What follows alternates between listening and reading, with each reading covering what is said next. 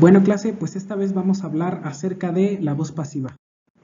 Ok, entonces, ¿qué es la voz pasiva? Bueno, la voz pasiva en realidad es una construcción gramatical de las oraciones, ¿no? Que nos va a permitir hacer o expresar ciertas cosas. En general vamos a decir que la voz pasiva permite enfatizar un estado o una acción en lugar del sujeto que la lleva adelante. ¿Esto qué quiere decir? Bueno, con la voz pasiva nosotros vamos a brindar cierta relevancia o cierto carácter de importancia a la acción en sí misma y no al sujeto. Usualmente nosotros estamos acostumbrados a hablar cuando hablamos de forma o de oraciones muy sencillas, siempre en voz activa. La voz activa es la voz que pone por delante siempre al sujeto. Entonces, aquí les puse un ejemplo. Entonces, en voz pasiva, nosotros tendríamos algo como, en español sería, el delincuente fue apresado por la policía. Podemos ver que quien hace la acción en esta oración es la policía, ¿no? La policía va y arresta al delincuente. Entonces la acción la realiza la policía y esa acción recae en el delincuente. Entonces, de alguna forma, el sujeto sería, o sea, cuando nosotros la pensamos de forma activa, el sujeto sería la policía, la acción sería apresar y el objeto directo de la acción sería el delincuente, ¿no? Entonces, en voz activa tendríamos algo así como la policía apresó al delincuente, ¿no? Pero en voz pasiva lo que nosotros hacemos es poner por delante al objeto directo y de esta forma el objeto directo se transforma en una especie de sujeto pasivo el cual en el cual, bueno, recae la acción, ¿no? Al final este sujeto o sobre este sujeto es sobre quien recae la acción, pero al ponerlo por delante, pues nosotros le estamos dando como más importancia o mayor peso a este objeto directo, ¿no? Y a la acción en sí misma de alguna forma, ¿no? Entonces, ¿cómo se construye en español? Entonces, la voz activa en español es muy sencilla. Va primero un sujeto, luego va un verbo y luego va un objeto directo o un objeto sobre el que recae la acción, ¿no? Por ejemplo, el presidente, ese es mi sujeto, luego el verbo pronunció y luego el objeto sobre el que recae de alguna forma la acción o el objeto sobre el que se realiza la acción, un largo discurso, ¿no? Ahora, en la voz pasiva, el objeto pasa a ser como un sujeto, ¿no? O sea, el objeto se convierte en un sujeto pasivo de alguna forma. Y luego tenemos el verbo ser conjugado más el participio y luego tenemos un complemento, ¿no? Como quedaría en español esta oración, la de el presidente pronunció un largo discurso en voz pasiva, sería un largo discurso, que un largo discurso era mi objeto, ahora pasa a ser mi sujeto pasivo. Luego fue pronunciado, ese fue es el verbo ser conjugado, pronunciado, mi verbo en participio, y luego el complemento por el presidente, ¿no? Ahora, ¿cómo se construye la voz pasiva en inglés? Bueno, la voz pasiva en inglés, como ya nos lo anunció un poquito el español, es que vamos a necesitar el verbo ser como auxiliar, en inglés el verbo to be, y el pasado participio, ¿no? Entonces, la fórmula sería sujeto pasivo más el verbo to be conjugado más el participio pasado más el complemento.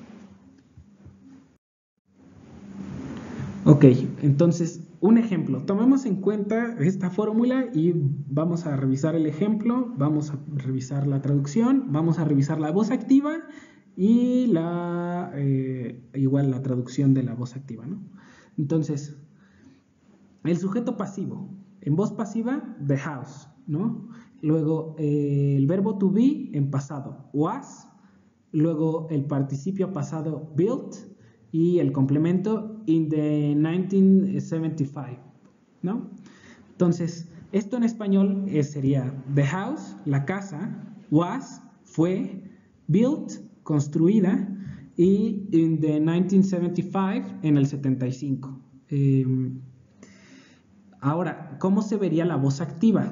La voz activa podemos ver que en este ejemplo la voz pasiva no me dice con precisión quién fue aquel que construyó la casa, ¿no?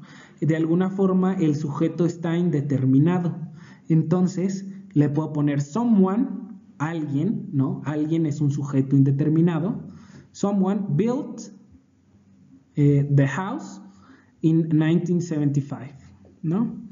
En español sería someone, alguien, built, construyó, the house, la casa, y luego in the 1975, en el 75, ¿no?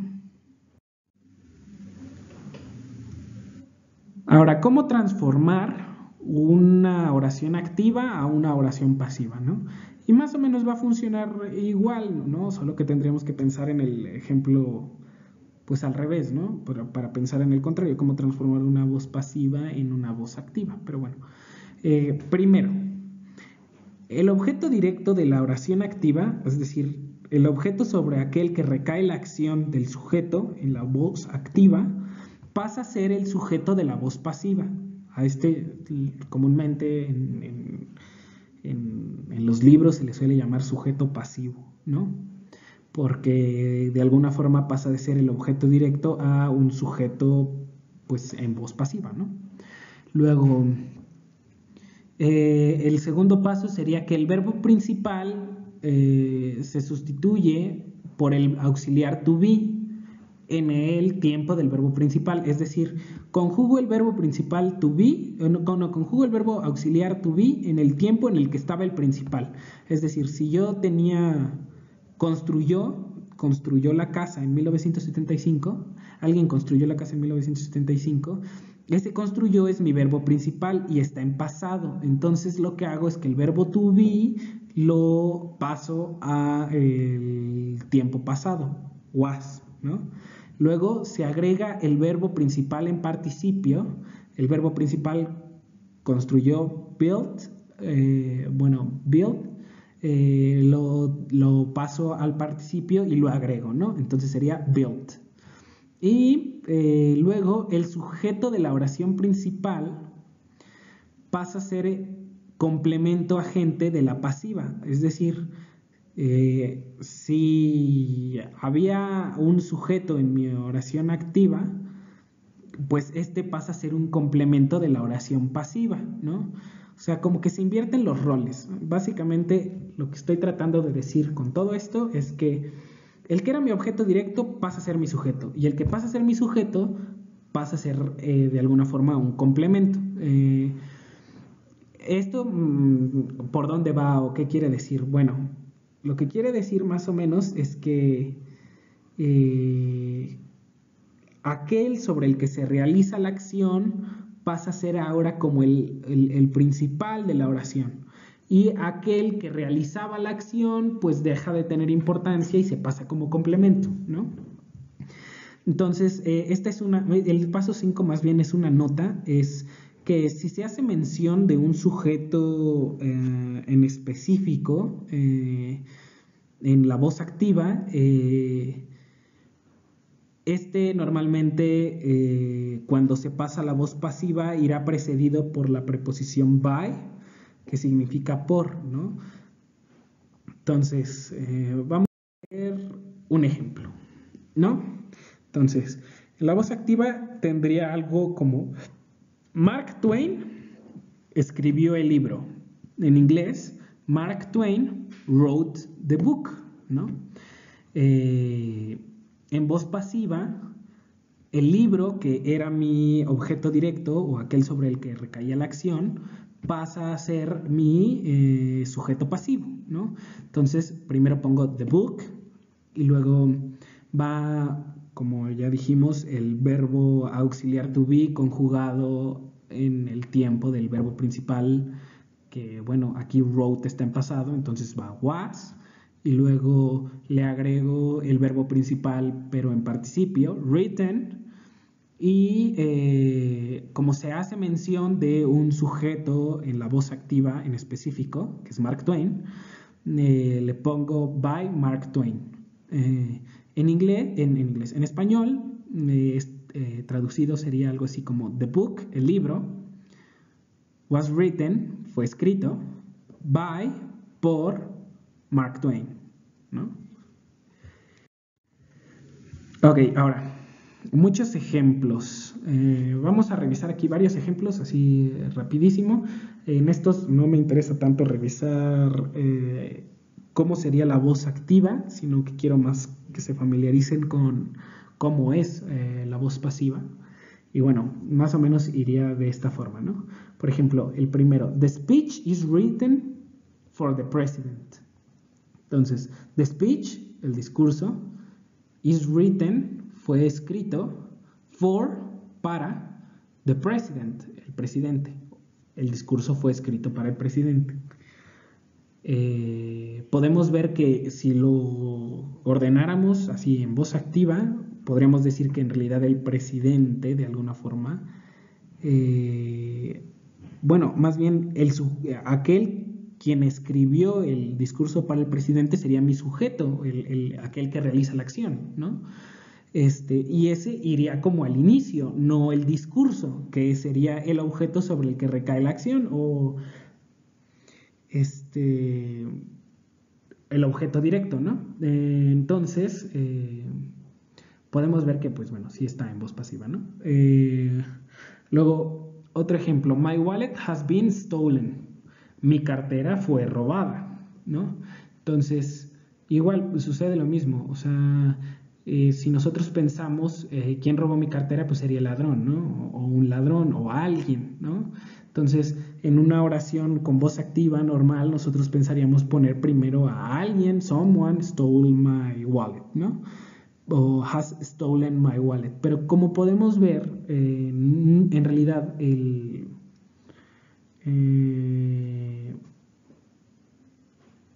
en realidad, pues aquí lo que importa es que la cartera fue robada, no importa tanto quién, ¿no? Por eso le damos peso a la acción, que fue el robo de la cartera, no tanto a quien la realizó, ¿no? Luego, el otro ejemplo sería, the room will be cleaned while we are out. Entonces, the room, el cuarto, will be, será, cleaned, limpiado, while, mientras, we are out, estamos fuera. Igual sucede lo mismo, aquí lo que interesa es que el cuarto será limpiado, ¿no? No tanto quién lo va a hacer. Por eso es que usamos la voz pasiva en estos. Ok, entonces vamos a introducirnos un poquito en los usos. Los usos son algo muy sencillo, no es algo tan complicado, porque en realidad tiene poquitos usos, pero se usan mucho. O sea, solo tiene 2 usos, pero los usamos un montón. El primero es cuando el sujeto no es específico. ¿Y a qué me refiero con que el sujeto no es específico? Es decir, que no conocemos a aquel que realizó la acción. O sea, muchas veces sucede en el mundo real, en la vida cotidiana, que pasan cosas, pero nosotros no sabemos quién las realizó, ¿no? Y en estos casos, cuando no sabemos quién las realizó, pues es prudente usar una voz pasiva, porque de alguna forma nosotros no sabemos quién las realizó, y para organizar las ideas en voz activa, tendríamos que introducir como un sujeto no específico, que no necesariamente es lo que queremos hacer todo el tiempo, más bien muchas veces queremos simplemente dejar sin especificar quién es el que realizó la acción. Entonces, o simplemente no lo conocemos, ¿no? Y pues en estos casos usamos la voz pasiva. Y aquí tengo dos ejemplos, ¿no? Entonces, por ejemplo, Alisa has been injured in a robbery. Entonces, Alisa has been, fue herida, has been injured, fue herida, in a robbery, en un robo, ¿no? En esta, ¿qué sucede? Bueno, pues para empezar, no podemos conocer quién es el ladrón, o bueno, no lo conocemos, no sabemos en específico quién es el ladrón. Por eso es que le damos peso a lo que le sucedió a Lisa y a la acción de ser lastimada, más que al sujeto que la realizó, que en este caso sería el ladrón, ¿no? Con el siguiente pasa más o menos lo mismo, ¿no? The car was stolen. El carro fue robado. De alguna forma, tampoco conocemos exactamente o con precisión quién es el ladrón, ¿no? Entonces usamos la voz pasiva porque pues simplemente el sujeto que realiza la acción no está especificado, no podemos conocerlo o simplemente no lo conocemos dado las circunstancias y por eso se usa la voz pasiva en este caso. Ahora, el siguiente uso, y es el último, que es el sujeto poco relevante. Es decir, aquí, para este uso en específico, lo que sucede es que como tal no me interesa quién realice la acción, sino más bien me interesa la acción en sí misma, o sea, me interesa aquello que sucedió más allá de quién lo realizó. Entonces, pongo más atención en la oración a la acción o aquello que sucedió en vez de a quién lo realizó. Por ejemplo, the letter was delivered yesterday. The letter, la carta, was, fue, delivered, entregada, yesterday, ayer, ¿no? Y aquí como tal, pues sí sé que el que la realizó fue el cartero, ¿no? E incluso yo podría conocer al cartero, pero no me interesa. Lo que me interesa es que el paquete ya llegó, ¿no? Por ejemplo, cuando yo estoy esperando un paquete, lo que me interesa es que pues ya está aquí. Entonces me interesa poner peso sobre aquello que sucedió, que fue la llegada del paquete, cuando yo armo mi oración. Entonces uso la voz pasiva. Otro ejemplo sería a mistake was made, ¿no? Un error fue cometido. Esta es súper común cuando vemos las noticias o cuando alguien se está explicando por alguien más, digamos, como cuando hay un empresario o algo así que que está hablando acerca de un empresario, un funcionario público, cualquier persona que ostente un cargo y que represente a varios, pues nunca dice en específico quién la regó, ¿no? O sea, siempre trata de evitar decir nombres, trata de evitar pues trata de evitar de alguna forma inculpar o hablar de otro, ¿no? Entonces siempre dicen así como un error fue cometido. Claro que el error tiene un sujeto, ¿no? Alguien lo cometió. Pero bueno, aquí lo que interesa para aquel que habla no es señalar al culpable o al responsable, sino más bien lo que le interesa es señalar el hecho de que algo salió mal, ¿no?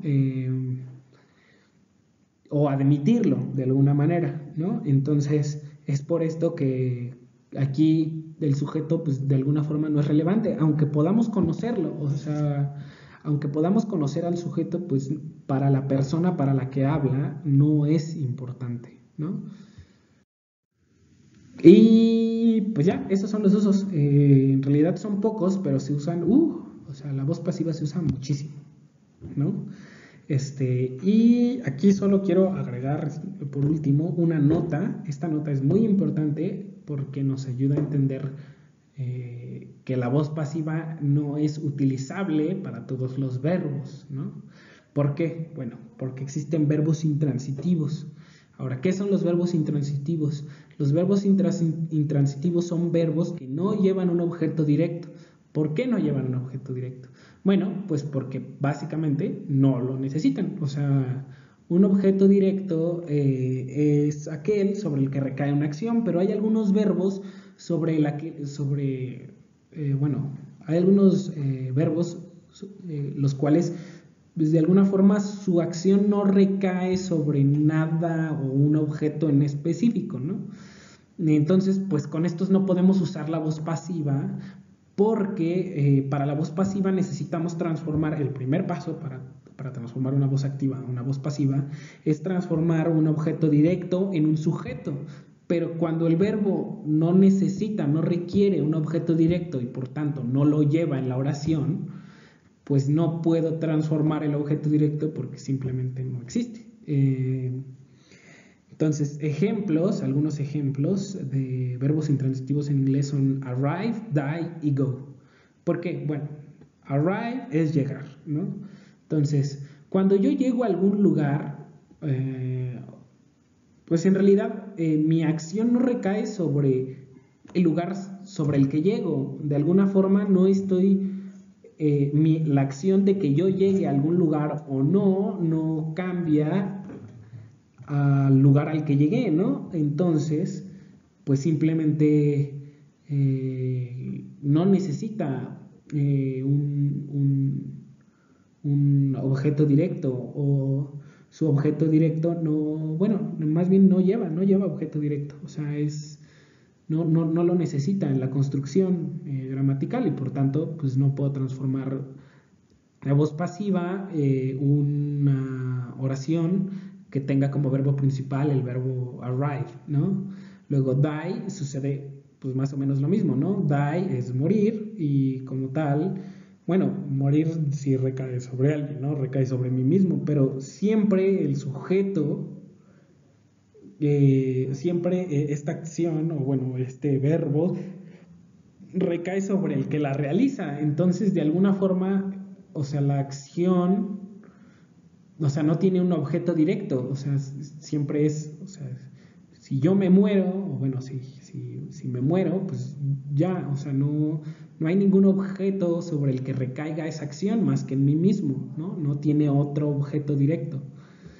Y go, bueno, go, igual que arrive, sucede más o menos lo mismo. O sea, si yo me voy de un lugar, pues en realidad esa acción no recae sobre, pues nada, o sea, no tiene un objeto directo y por lo tanto, pues no puedo transformar una oración con el verbo go como verbo principal a voz pasiva, ¿no? Y pues ya, eso es todo por voz pasiva. En realidad es algo que se llega a complicar, voz pasiva es algo que se llega a complicar mucho con los ejemplos. Y sobre todo porque a veces es difícil conjugar, porque no sé si se han dado cuenta, pero puse un ejemplo por ahí, que la voz pasiva puede estar en básicamente cualquier tiempo, ¿no? Lo único que cambia con voz activa y voz pasiva es la forma en la que ordeno el sujeto y el objeto directo, pero en realidad los tiempos siguen siendo los mismos, solo que se agrega como auxiliar el verbo to be, pero pues en realidad, digo, siguen siendo